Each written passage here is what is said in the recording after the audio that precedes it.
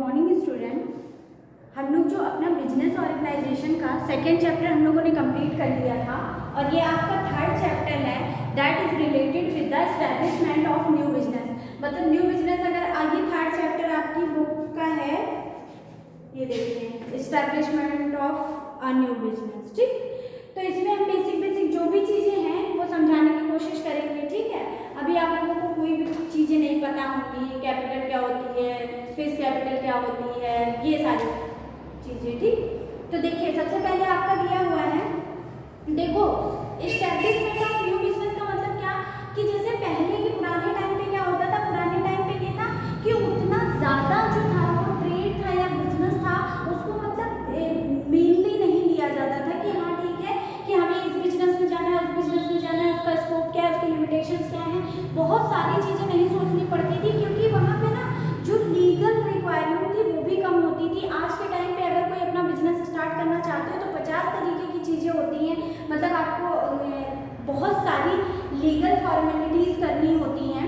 तो सिंपल सी बात समझो कि पहले टाइम, लेकिन इस टाइम पे जो बिजनेस का स्कोप है वो बहुत ज़्यादा बढ़ गया है।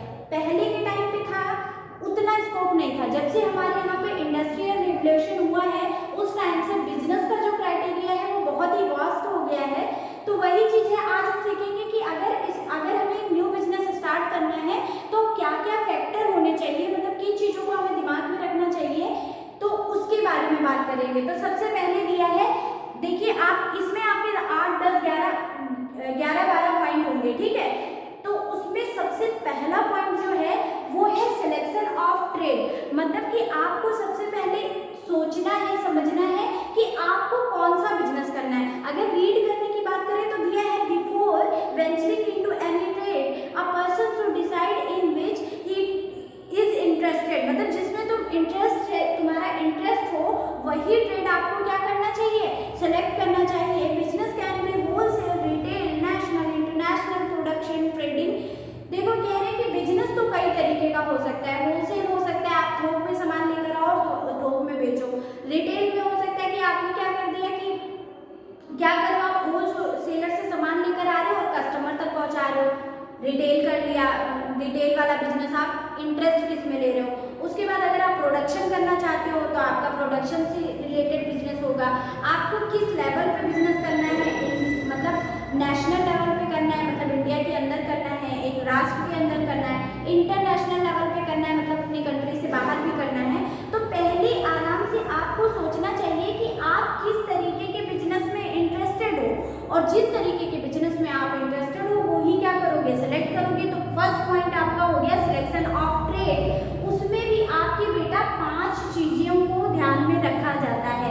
किसी भी ट्रेड को सिलेक्ट करने से पहले या किसी भी बिजनेस को सेलेक्ट करने से पहले इन 5 क्राइटेरिया को अपने दिमाग में सेट करके देखना चाहिए कि इनके हिसाब से हमें कौन सा बिजनेस चूज करना चाहिए। तो दिया है पर्सनल इंक्लाइनेशन ऑफ ट्रेड। मतलब आपका पर्सनल वही चीज इंटरेस्ट, मतलब आप किसमें अपने आप को इन्वॉल्व मतलब चाहते, आपको लगता है कि हाँ ये काम करके मुझे बहुत अच्छा फील हो रहा है। ठीक है, जैसे अब बहुत लोगों को टीचिंग पसंद है तो टीचिंग में मजा आता है। मतलब बहुत लोग, अगर मान लो कि आपका मन है कोई जॉब करने का और आप सोच रहे हो नहीं है क्योंकि बिजनेस में प्रॉफिट ज़्यादा होता है या बिजनेस उसने किया तो हम भी कर लेते हैं, तो आपका पर्सनल मैटर करेगा यहाँ पे कि आपकी इंटरेस्ट कहाँ है। ठीक है, आपका पर्सनल इंटरेस्ट किस चीज़ में है, तो इसके बारे में बात की है। दिया है a person should start only that business which interested. वही चीज़ कह रही है कि आपको खुद को उस चीज़ में इंटरेस्ट होना बहुत ज़्यादा ज़रूरी है। अगर आपको अपना इंटरेस्ट नहीं होगा तो आपका बिजनेस कभी ग्रो ही नहीं कर पाएगा। तो दिया है इफ अ पर्सन इज, अगर आप क्लोथ के बिजनेस में क्या है इंटरेस्टेड हो then he should deal in cloth, तो उसे क्लोथ के बिजनेस में डील करना चाहिए। वी कैन, देखो एग्जाम्पल वर्ड, अब जितनी भी बड़ी से बड़ी कंपनी आप देखोगे उसमें आप पाओगे कि कहीं ना कहीं जो बिजनेसमैन है उसका पर्सनल इंटरेस्ट था, क्योंकि जिन चीज़ों में हमारा पर्सनल इंटरेस्ट होता है उसको हम बहुत अपनी होल सोल आत्मा के द्वारा कर सकते हैं और उसको हम क्या कर सकते हैं, बहुत वर्ल्ड लेवल तक लेके जा सकते हैं। तो वही बिजनेस चूज करना चाहिए आपको, personal inclination of of trade उसमें होना चाहिए। फिर नेक्स्ट दिया है एबिलिटी, आपके अंदर क्षमता होनी चाहिए। किस तरीके की क्षमता की बात कर रहा दिया है, only interest of a person does not matter. सही बात है, इंटरेस्ट है हमको, हमें माने कि हाँ ठीक है हम क्या करेंगे, मतलब एक बड़ा सा शोरूम खोलेंगे जिसमें ये ब्रांड वो ब्रांड सारी ब्रांडेड चीज़ें मिलेंगी, इंटरेस्ट बहुत है। हाँ क्योंकि मुझे जो भी ब्रांडेड चीज़ें उनको कलेक्शन करने में मज़ा आता है, वो परचेज से सेल करने में मज़ा आता है, इंटरेस्ट बहुत ज़्यादा है, एबिलिटी नहीं है। ठीक है, मतलब किसी चीज़ की नॉलेज नहीं है। तो वही बताया गया है, यहाँ देखिए दिया है only interest of a person does not help in starting a business. A person should have the ability to, ability भी होनी चाहिए। If the absence of ability, no one can get success merely on the basis of interest. Ability जो है वो आपकी God gifted होती है। One can increase one ability by experience and proper education. Only that person should start a business who has ability and the dedication. देखो कह रहे हैं आपका किसी भी चीज में इंटरेस्ट है पर आपके अंदर एबिलिटी नहीं है। एबिलिटी मतलब क्या, जैसे अभी मान लो कि बिजनेस के लिए क्या है, एमबीए वगैरह करते हैं लोग, कोर्स करते हैं, किस लिए, ताकि वो बिजनेस अगर उस फॉर्म में जाते हैं तो अपनी एजुकेशन का क्या माना कि एबिलिटी जो होती है वो गॉड गिफ्टेड होती है, पर बहुत सारे लोग क्या करते हैं उसको इंक्रीज करते चले जाते हैं, और बहुत सारे लोग जो होते हैं उनको कोई भी चीज़ है ना वो हमें एक्सपीरियंस से आती है। हम एक बार गलती करते हैं फिर हमें समझ में आता है अच्छा ऐसे नहीं ऐसे हो सकता था, अच्छा ये चीज़ ऐसे गलत हो गई, मतलब वो जो होती ना कि ये हर फील्ड में अगर आपके अंदर सीखने की कुछ भी इच्छा है तो आप फिर कर ले जाओगे। तो वही चीज़ बताया गया है कि विदाउट एबिलिटी आपके इंटरेस्ट का कोई मतलब नहीं है। आप मान लो आपने बिजनेस खड़ा कर लिया है, बिजनेस खड़ा करोगे ऑब्वियस सी बात है कि आपको 50 लोगों से दिन में इंटरेक्ट करना पड़ेगा, पर आपका बिहेवियर उस तरीके का नहीं है, आपकी एजुकेशन उस तरीके की नहीं, आपको बात करने का मैनर नहीं, बहुत सारी चीज़ें मैटर करती हैं। तो आपसे कोई क्यों इंटरेक्ट करेगा, आपके साथ कोई क्यों डील करेगा, नहीं करेगा। तो सिंपल सी बात ये हो गई कि आपके अंदर क्या होनी चाहिए, इंटरेस्ट होना चाहिए प्लस एबिलिटी होनी चाहिए। देन उसके बाद में दिया है सफिशिएंट कैपिटल होनी चाहिए। मान लिया कि बड़ी एबिलिटी हमारे अंदर मार क्षमता है, लेकिन क्या है हमारे पास में क्या चीज़ें नहीं है, कैपिटल नहीं है। तो अगर हमारे पास में कैपिटल नहीं होगी, पैसा नहीं होगा तो कोई भी बिजनेस स्टार्ट कर सकते हो क्या, नहीं कर सकते हो। माना कि जो बिजनेस है वो बहुत कम कैपिटल से भी पूरा किया जा सकता है, लेकिन अगर है ही नहीं, आपके पास में 100 रुपये भी नहीं है, तो फिर कैसे पॉसिबल है, नहीं पॉसिबल है। तो जब आप अपना बिजनेस स्टार्ट करने जा रहे हो तो आपको देखना पड़ेगा कि आपके पास में कैपिटल कितनी है। आपको खोलना है एक बहुत बड़ा शोरूम और पता चल रहा है कि आपके पास में उतनी कैपिटल नहीं है, तो क्या आप खोल पाओगे, नहीं खोल पाओगे। तो वही चीज़ बताई गई है कि सफिशिएंट कैपिटल में भी इन्होंने बताया कि 3 तरीके की कैपिटल आपकी आती है। तो पहला बताया इन्होंने कौन सी कैपिटल, फिक्स कैपिटल, ठीक। फिर फिक्स कैपिटल में क्या बेटा कि जैसे आपकी लैंड हो गई, ऑब्वियस सी बात है अगर आप कहीं अपनी शॉप खोलोगे, शोरूम खोलोगे या जो भी चीज़ें, तो आपको लैंड की ज़रूरत पड़ेगी ही पड़ेगी। कोई ऐसी लैंड का मतलब क्या, कोई बिल्डिंग हो गई तुम्हारी, फर्नीचर हो गया, मतलब फिक्स कैपिटल का मतलब वो कैपिटल होती है जो आपको रिक्वायर है, मतलब और लॉन्ग टर्म के लिए। जैसे एक बार आपने बिल्डिंग खरीद ली तो आपको बार बार खरीदने की ज़रूरत नहीं पड़ती है उसको, आप चाहो तो उसी फिक्स कैपिटल से कितना भी प्रोडक्शन कर लो। लेकिन अगर आप थोड़ा प्रोडक्शन करते हो तब भी आपकी फिक्स कैपिटल लगनी ही लगनी है। भले आप अपने शोरूम के अंदर सिर्फ 2 क्लोथ्स ला के रखो या 2 ड्रेस ला के रखो, तो भी आपको फिक्स कैपिटल चाहिए उतनी ही, क्योंकि आपको बिल्डिंग तो चाहिए ही ना। और अगर मान लिया कि आपको ज़्यादा क्लोथ लेकर आने, ज़्यादा ड्रेसेस लेकर आने हैं, तो भी आपको फिक्स कैपिटल चाहिए। तो वही बताया है कि फिक्स कैपिटल में इन्होंने बताया लैंड हो गया, मशीनरी हो गई, फर्नीचर हो गई, बहुत तरीके की होती हैं। तो दैट इज क्या, फिक्स कैपिटल। उसके बाद दिया हुआ है करंट कैपिटल। अब करंट कैपिटल आपकी कौन सी कैपिटल होती है, जो जैसे कि इसको अगर आपका बिजनेस बड़ा है तो इसकी रिक्वायरमेंट ज़्यादा होगी, अगर आपका बिजनेस छोटा है तो इसकी रिक्वायरमेंट क्या होगी, कम होगी। करंट कैपिटल का मतलब होता है, देखिए दिया है रॉ मटेरियल, इलेक्ट्रिक। अब जैसे कि आपने एक बिजनेस स्टार्ट किया था, ठीक है, तो वहां पे मान लो आपकी जो शॉप है वो अभी देखो कोरोना चल रहा है, तो इस टाइम पे बहुत सारे लोगों का जो बिजनेस होगा वो बंद होगा, या मान लिया फैक्ट्री वगैरह नहीं खुल रही होगी, तो जो उनकी बिल्डिंग है वो तो आपकी, अगर आपने रेंट पे ली है तो आपको रेंट देना पड़ रहा होगा,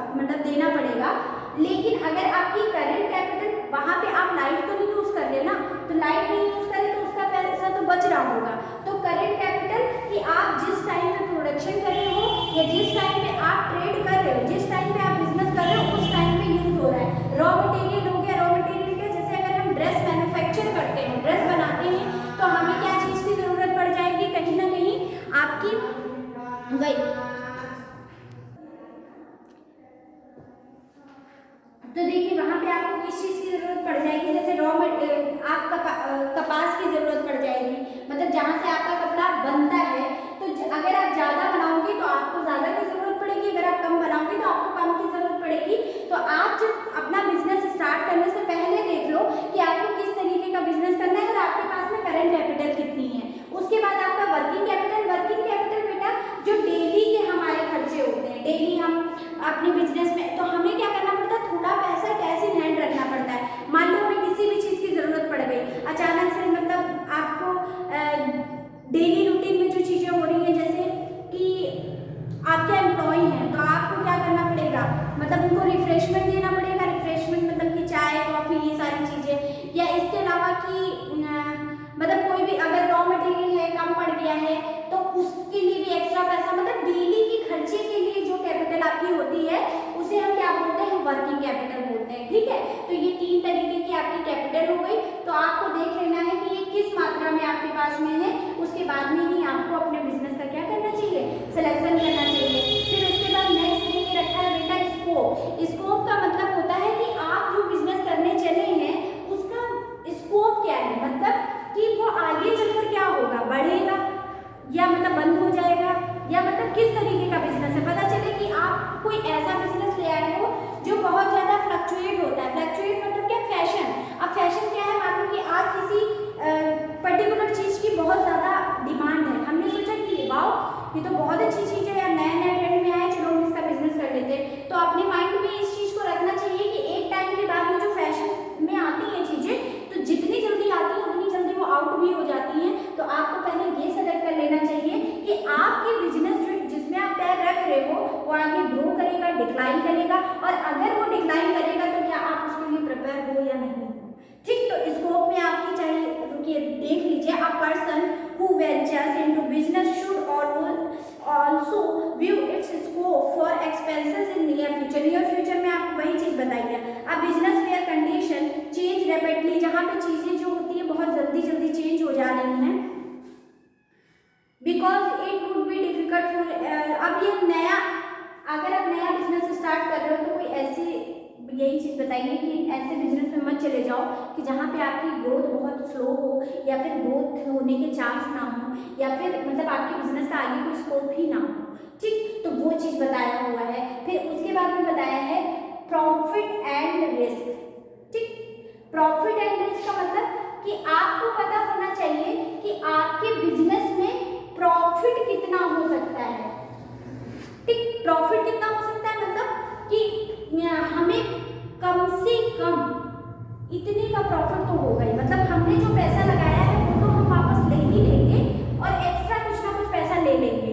ठीक, तो प्रॉफिट का आपको आइडिया होना चाहिए कि हाँ मार्केट में इस तरीके के बिजनेस चल रहे हैं, इतने हमारे कॉम्पिटिटर हैं, ऐसा हमारा प्रोडक्ट है, ऐसी हमारी टारगेट ऑडियंस है, मतलब कौन हमारे प्रोडक्ट को परचेस करेगा, कौन नहीं परचेस करेगा। तो ये सारी चीज़ों को दिमाग में रखना होता है। तो इसीलिए बताया कि फर्स्ट आपको प्रॉफिट पता होना चाहिए, दूसरा बताया कि रिस्क भी पता होना चाहिए। रिस्क मतलब क्या कि अगर आपकी प्रॉफिट नहीं होता है, मान लो बिजनेस डूब गया है, मतलब किस टाइप का आपका बिजनेस है, वहाँ पे रिस्क के चांसेस कितना है। अगर मान लो कि बिजनेस डूब भी गया तो क्या आपने जो कैपिटल लगाई है वो निकलेगी कि नहीं निकलेगी। जैसे आपने लोहे का बिजनेस कर लिया, ठीक है, तो आपने लोहे की इंडस्ट्री लगाने की कोशिश की, तो वहाँ पे क्या है कि मतलब जो अगर आपका कुछ भी नहीं होगा ना, तो कम से कम लोहे का तो प्राइस आपको मिल ही जाएगा। आपने कोई गोल्ड की शॉप खोली है तो जितना पैसा आपने गोल्ड में लगाया है, एटलीस्ट आप जब आपका बिजनेस नहीं भी चला तो गोल्ड में जितना पैसा इन्वेस्ट किया है वो तो मिल ही जाएगा ना।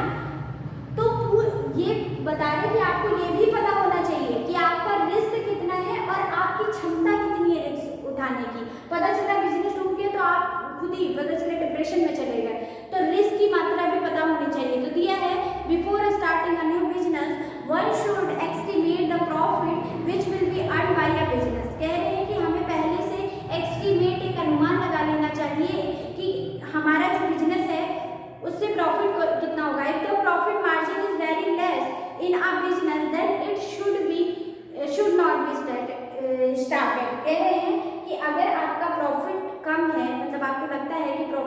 कम मिलेगा, तो इस तरीके के बिजनेस मन नहीं लगाना चाहिए। वही चीज़ बताया हुआ है कि जितनी भैया तुम्हारी पर्सनल क्षमता हो, बियर करने की क्षमता हो, तो उसी तरीके का बिजनेस चूज करना चाहिए। इसीलिए ये सारी चीज़ें पढ़ाई भी जाती हैं हम लोगों को कहीं ना कहीं कि हाँ आगे चल के अगर हमें कोई बिजनेस करना है तो कहीं ना कहीं हमें इन सारी चीज़ों को ध्यान में रखना चाहिए। तो ये सिर्फ बेटा अभी आपका 1 पॉइंट हुआ है, ठीक है। 1 पॉइंट में ये आपके 5 पॉइंट थे। इसका मतलब नेक्स्ट पार्ट कल करेंगे। आज के लिए इतना है।